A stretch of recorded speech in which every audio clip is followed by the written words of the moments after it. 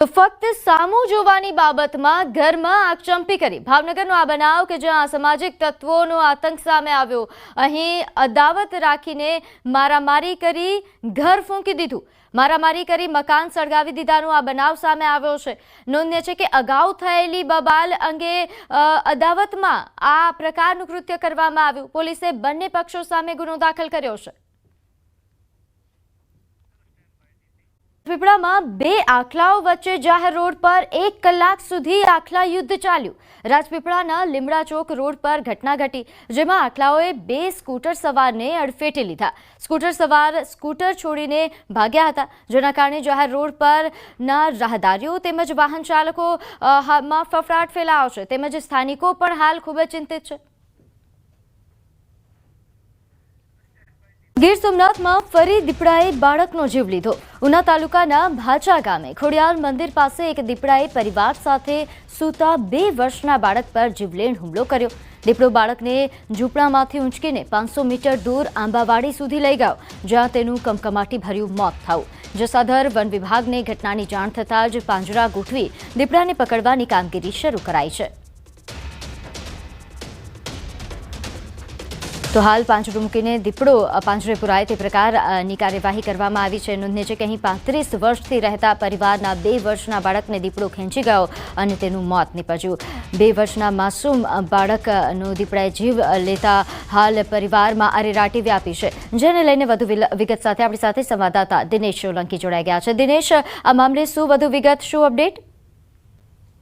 જી બિલકુલ, ખાસ કરીને ગીર સોમનાથ જિલ્લાની અંદર દીપડાઓનો આતંક છે તે વધી રહ્યો હોય તેવું લાગી રહ્યું છે, કારણ કે ગઈકાલે પણ કોડીનાર નજીકના ડોળાસા ગામે રહેણાંકીય મકાનમાં દીપડો છે તે ઘૂસ્યો હતો। તો ફરી એક વખત મોડી રાત્રિની આ ઘટના છે કે જ્યાં આગળ એક 2 વર્ષનો બાળક છે કે જે તેમના માતા પિતા સાથે ઊંઘી રહ્યો હતો ને તે દરમિયાન જ દીપડો છે તેમને ઉઠાવી ગયો હતો। જો કે પિતાના ધ્યાને આવતા પિતાએ દીપડા પાછળ દોડ મૂકી હતી, પરંતુ દીપડો છે તે 500 મીટર દૂર આ બાળક છે તેમને મૂકીને જતો રહ્યો હતો। પરંતુ જ્યારે બાળકના માતા પિતા અને અન્ય લોકો ત્યાં પહોંચ્યા તે દરમિયાન બાળકે પોતાનો દમ છે તે તોડ્યો હતો। જો એક પ્રકારે કહી શકાય કે આ પ્રકારની વારંવાર ઘટનાઓને લઈને ક્યાંક ને ક્યાંક જે લોકો છે તેમાં રોજ જોવા મળી રહ્યો છે, કારણ કે ઘટનાઓ છે તે દિવસે દિવસે વધી રહી છે।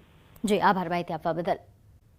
બ્રિજ પર લટકતા ટેન્કરને ઉતારવાની કામગીરી શરૂ કરી દેવામાં આવી છે। ગંભીરા બ્રિજ પર લટકતા ટેન્કરને બહાર કાઢવા માટે તંત્રએ તૈયારીઓ શરૂ કરી। સિંગાપુરથી આવેલા 3 એન્જિનિયર તથા મરીન ઇમરજન્સી ટીમ સ્થળ પર હાજર છે। બલૂનથી ટ્રક નીચે ઉતારવામાં આવશે। હાલ ટ્રકની નજીક બલૂન રાખવામાં આવ્યું છે।